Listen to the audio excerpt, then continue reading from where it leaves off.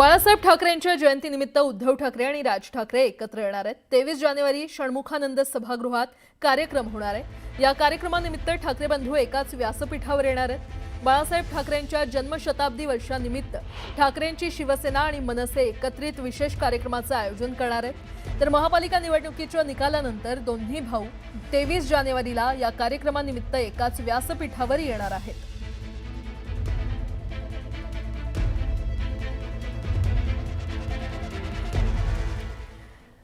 आणि या संदर्भात अधिक माहिती देत आहेत आमचे प्रतिनिधी सुमित सावंत आपल्यासोबत जोडले गेलेले आहेत। सुमित, येणाऱ्या 23 तारखेला बाळासाहेबांची जन्मतिथी आणि हा जन्मशताब्दी वर्ष देखील आहे आणि म्हणूनच एका विशेष कार्यक्रमाचं आयोजन केलेलं आहे। आणि या कार्यक्रमात पहिल्यांदाच राज ठाकरे हे उद्धव ठाकरे यांच्यासोबत मंचावर उपस्थित असणार आहेत।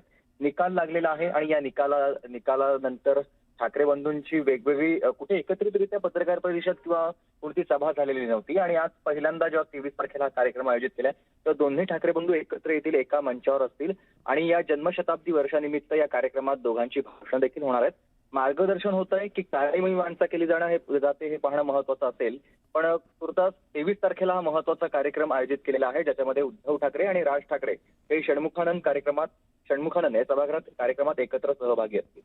बरं सुमित, धन्यवाद या संपूर्ण माहितीसाठी।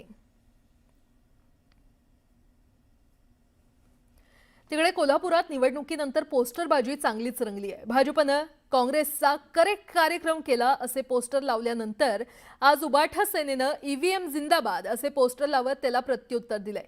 भाजप ईव्हीएममुळे निवडून आले असून निवडणूक सेट केल्याचा आरोप जिल्हा प्रमुख रवी किरण इंगवले यांनी केलाय।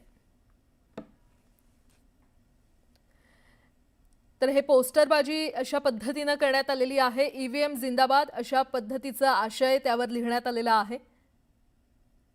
कोल्हापुरात निवडणुकीनंतर आता पोस्टरबाजी चांगलीच चर्चेत आली आहे। भाजपनं काल काँग्रेसचा करेक्ट कार्यक्रम केला असे पोस्टर लावल्यानंतर आज उबाठा सेनेनं ईव्हीएम जिंदाबाद असे पोस्टर लावत त्याला प्रत्युत्तर दिलंय।